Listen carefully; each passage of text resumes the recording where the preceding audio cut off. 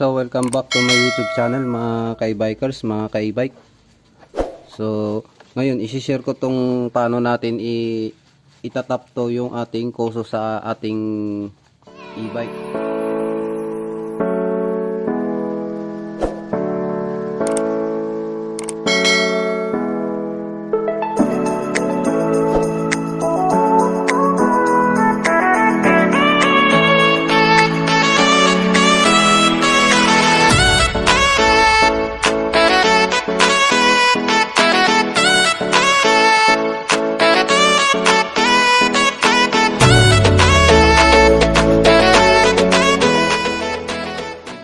Kung paano din natin kukunin yung mga wiring nito. So hindi naman lahat to mga ka-e-bike pagaganahin natin sa ating e-bike. So yung pinaka-importante lang yung kukunin natin dito. So kagaya ng ano niya, power niya. So negative positive, saka yung standby power niya, yung gear niya, high and low, saka yung placer. Tapos yung kanyang magneto. So yun lang mga ka-e-bike. Yun lang yung pinaka-importante nating kukunin dito. Hindi lahat ng wiring dito, yung wire na makikita natin dito, so kukunin natin. So yung pinaka-importante lang yung itatap natin sa e-bike natin. So ngayon mga ka-e-bike, bago kayo magtap pala ng, bago kayo magpalit ng magkuha ng connector dito, so ang gagawin nyo, maghahanap kayo ng socket. Yung socket na yon, so animan siya. So ito yon mga ka-e-bike. Kasi pagdating sa harness natin, so anim lang yung nun, yung pinaka socket nun, yung lagayan ng niya, yung pag saksak natin dito. So ito yung socket na to. So female to mga ka-e-bike. So ipapakita ko sa inyo kung saan natin itatap to, yung kuso natin na universal speedometer. So may harness ako dito mga ka-e-bike. So ito yung harness ko na na universal harness. So ngayon ang gagawin ko, kasi papalit naman. So ito kasing kuso na to mga ka-e-bike, tapos itong harness na to, so doon ko rin isasalpak sa e-bike to. So siguro bukas gagawa kami ng e-bike. So itatap natin yan dito mga ka-e-bike, dito yan. So makikita nyo yan, may mga kulay siya. So bali ang socket na to mga ka-e-bike, anim siya na male. Ito naman yung female. So ang pagtatap kasi natin yan, so ganito yan. So kailangan natin to ng socket na female. So ang pagkuha natin ng wiring dito, so kasi itong yung wiring na to mga ka-e-bike, siya 72 to. Itong negative saka yung positive, so direct to sa ating e-bike, sa battery natin. Direct sa battery to. So ngayon tatanggalin natin to. Tatanggalin natin tong 72 na to. Kung 72 man yung ating battery sa e-bike, so tatanggalin natin to, tapos magtatap tayo ng 12 volts dito. So pwede tayo magtap dito. Yan, makikita nyo yan sa harness nyo kung ano yung nakalagay doon, nakakonek sa ating converter sa kulay dilaw doon, kung ano nakakonek na wire doon sa gitna papuntang harness natin, kung pula ba siya. So pagdating sa dulo noon, so yun ang 12 volts natin. So dito naman kukuha ako dito mga ka-e-bike ng wire na kulay pula na to. So dito ko siya itatap. So ngayon mga ka-e-bike, ang kukunin nating wire dito, so i-share ko lang to sa inyo para kahit papaano matuto tayo. at malaman din natin kung ano yung mga wiring dapat natin kukunin dito para sa ating e-bike, para mapagana natin yung speedometer natin. So ang unang-una natin kukunin itong kulay itim na to mga ka-e-bike. So ito yung positive. Yung purple naman na to, so ito naman yung standby mode natin. So hindi natin to, yung purple na to mga ka-e-bike, hindi natin to isasama dito sa sakit na to. So hiwalay to. Tapos itong kulay green, so ito naman yung negative nya. Ang kukunin natin dito sa isang sakit din, so itong light blue. So kukunin natin tong light blue. So mamaya titingnan natin yung ano nito, manual nito para makita natin. Itong light blue saka yung blue. Yan, kailangan natin yan. So ayun, matanggal siya.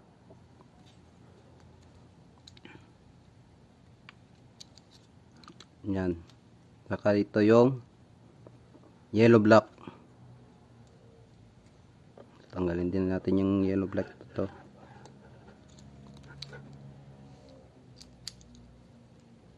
Tapos yung orange.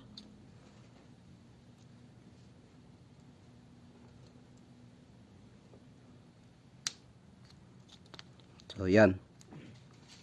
Natanggal na natin siya mga ka-e-bike. So itong dalawa na to, wala na to. Itong wire na to. So pagkabit naman natin dito mga ka-e-bike, so ito na yung wiring nya.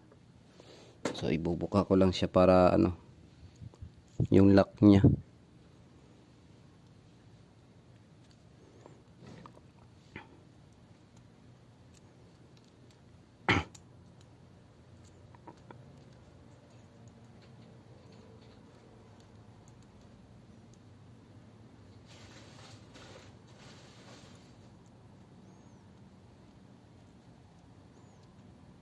So yan. So inayos ko lang yung pinaka-lock niya. So pagka naglagay tayo dito mga ka-e-bike, para hindi na tayo magtanggal ulit. So kung may harness naman tayo na bago, so kagaya nito na universal harness siya. So pagdating dito mga ka-e-bike, so ito wag nyo kakalimutan to, 72 volts to. So ito yung negative niya. Ito yung 72. So tatanggalin nyo to bago tayo magkabit ng koso. So papalitan natin ng connection to na 12 volts. Itong kulay pula na to. So direct kasi to mga ka-e-bike sa battery natin na 72, kung 72 man yung ating e-bike. So ito lang, ipapakita ko lang sa inyo kung paano natin itatap to sa harness natin.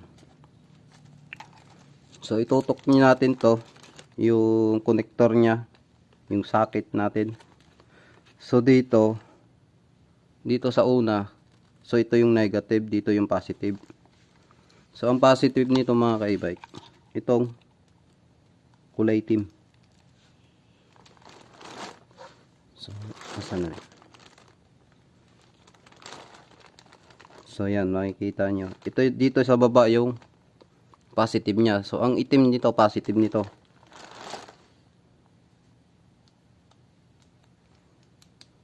Tapos yung green, ito yung negative natin. So dito naman natin itatap yan sa taas. Sa taas ng negative. So yan. Ganyan siya mga ka-e-bike.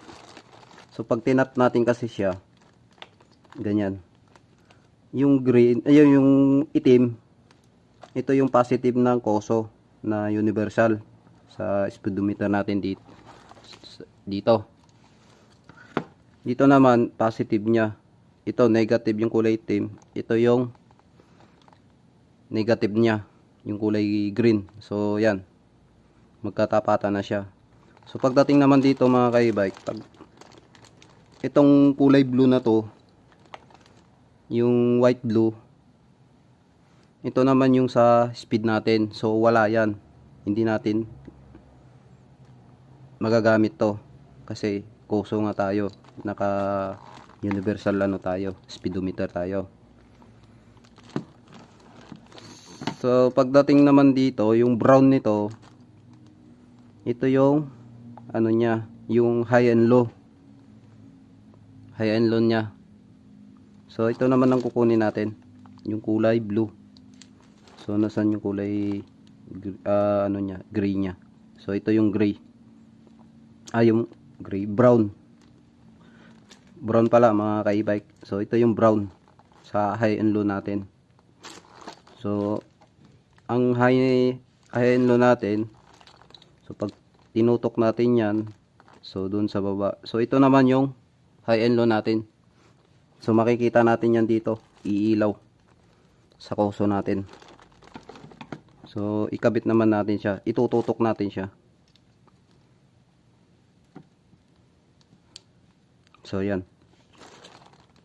Tapos yung kulay orange na to, so ito naman yung sa placer natin, sa left and right. So same lang siya sa kulay nito dito sa ating speedometer natin. So sa taas yung orange,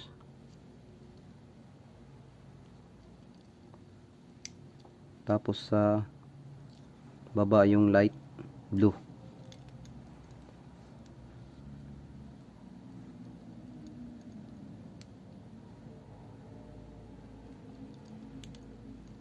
So yan. So ganito na siya mga ka-e-bike.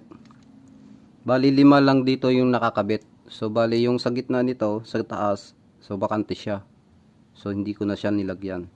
So pag nagtap naman tayo sa harness natin, sa universal harness natin, so ganyan siya. Yun. Positive. So positive din to. So ito yung negative sa harness to. Ito naman yung sa kuso natin sa universal. So ito naman yung negative natin, yung kulay green. Tapos pagdating naman dito, so same naman siya, orange saka light blue. Tapos yung high and low natin, ito, kulay blue. So yan lang mga ka-e-bike. Tapos pagdating naman natin dito sa dalawang wire na to, itong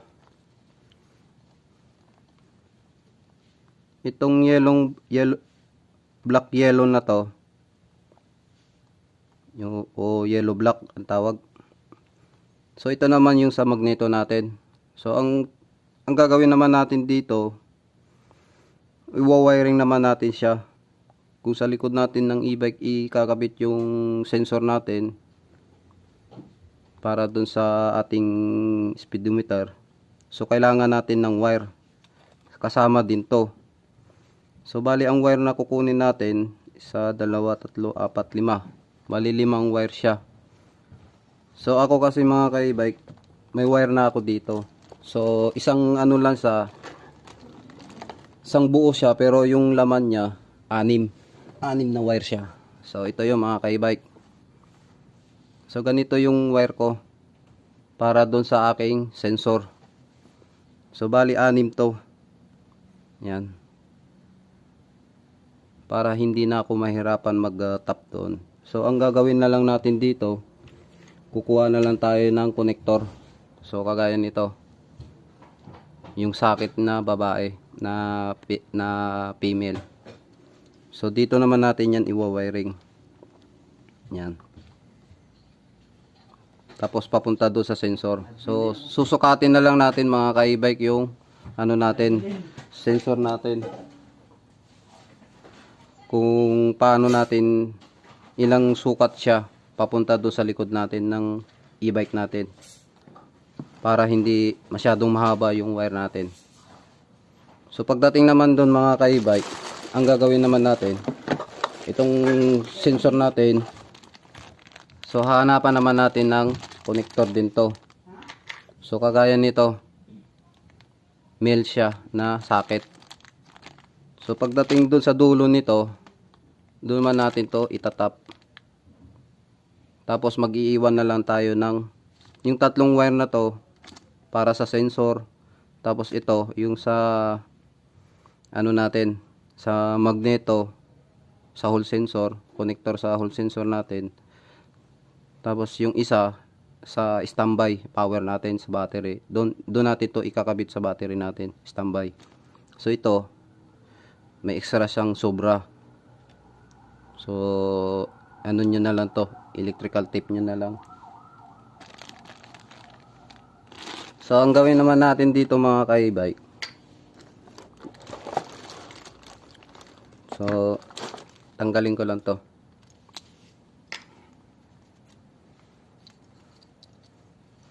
Itong yellow block na to, so ang gawin nyo na lang dito, yan, ang sa sensor nya ikakabit nyo dito yan. Tapos ito, tandaan nyo na lang pagdating sa dulo kung anong kulay ng kinabit nyo dito, tapos yung dito sa kabila, para hindi kayo malito. So ito naman mga ka-e-bike, yung purple na to, pag kinabit natin to doon sa may battery natin, kung naka lead acid tayo, so ang gawin natin, yung dulo nun sa negative, kagaya nito mga ka-e-bike ko. So yan, nakaganyan yung hilera yung battery nyo. So dito naman kayo kumuha ng negative dun sa papuntang harness nyo. So pagdating naman dito sa purple, dun nyo naman to itatap sa positive. Kasi yung harness natin, dito yung negative, sa kabila naman yung positive niya. So ang kuha kasi ng kurente natin sa e-bike natin, dulo sa dulo. So ang gagawin natin, ito itatap natin to dito sa pinakauna ng battery natin sa positive, kasi ito yung negative papunta sa harness natin. So ito naman sa magneto natin, pag tinap naman natin to sa likod, do sa hall sensor natin, so 5 yon, kulay red, black, saka yung green, blue, yellow, yung hall sensor natin doon na malilit na wire. So itatap naman to natin to sa green, sa hall sensor natin. So babalatan lang natin yung konti, tapos ito itatap natin to sa hall sensor natin. So yun lang mga ka-e-bike. Tapos pagdating naman dito, kukunin na lang natin yung ano nya, yung sa gear nya. So paano natin malalaman yung gear dito? So may manual sa dito. Ang gear nito negative, kulay pink yung gear 1 nya. So hanggang 3 lang naman yung ano natin, yung sa speed natin, yung 1, 2, 3 nya. So yung pink, blue, red, saka green, black, yun ang kukunin natin mga ka-e-bike. So ito yung pink, tapos yung ano pa yung isa, blue, red. So ito naman yung blue, red, saka yung black, green, green, black. So halos magkaano lang siya, magkatabi lang siya. So 1, 2, 3. So yun lang ang kukunin natin, tatlo. So ito mga ka-e-bike, hindi ko pa siya alam kung paano natin to itatap, kasi ito negative siya eh. So sa next vlog ko, yun naman ang ituturo ko sa inyo, lahat ng connector nito, kung paano na natin paggaganahin. So ito hindi ko pa siya alam kung saan natin to i-connect para gumana yung 1, 2, 3 nya. Pag pinindot natin yung switch doon sa ano, sa ating e-bike. So pagka ano natin, pagka naikabit ko na to yung gear nito, yung gear 1, gear 2, gear 3, so doon naman natin yun doon ko naman siya ituturo sa inyo kung saan ko siya itinap. So sa ngayon hindi ko pa siya alam para mapagana natin yung dito yung gear niya dito sa ating speedometer. So yun lang mga ka-e-bike. Ito yung ano niya, yung connector function niya. So yung kinuha ko lang doon dito sa pinalitan ko na socket na 6 sa female niya. So yung kulay black yung main power niya. So 12 volts siya. Tapos yung purple yung standby power niya. So 12 volts din yun. So ito yon mga ka-e-bike. So hindi ko na siya kinabit. Ito na yon. So pwede ko naman siya ikakabit dito kasi may extra pa naman siya. So pwede ko naman siya ikakabit dito. Tapos yung sa harness, so papalitan ko na lang siya ng puputulin ko na lang tong ano na to, yung kulay blue white na to. Kasi ito naman yung nakakonect sa speedometer natin. So pwede ko naman siya puputulin tapos itatap. Itatap ko na lang dito sa ibang wire para isang connector na siya. Para isang connection na siya. Tapos yung kinabit ko din doon yung kulay. Yun na nga yung kulay black, purple. Tapos yung orange. So yung orange niya ito. So yung left niya.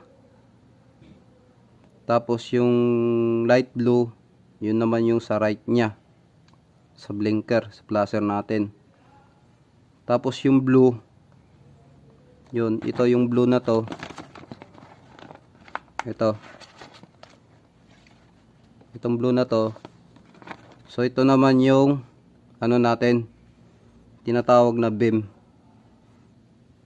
Yung upper beam sa high and low natin. Pag nag-high and low pag nag-high and low tayo, so yun, makikita natin yun. So yun lang mga ka-e-bike. So sa next vlog ko, so lahat yan isi-share ko sa inyo paano natin to ikakabit at paano natin pagaganahin to lahat. Simula dito sa power niya, sa main power niya, papunta dito sa kanyang ano niya, mga ibang socket niya. Tapos yung papunta dito sa ano niya, gear niya. So yun lang mga ka-e-bike. Maraming salamat sa walang sawang pagsuporta sa aking YouTube channel. So sana subscribe niyo yung aking YouTube channel para lahat i-share ko sa inyo kung paano tayo gumawa sa e-bike at kung ano mga problema sa e-bike natin. So sana makatulong ako sa inyo. So yun lang mga ka-e-bike. Maraming salamat. Thank you po. God bless you.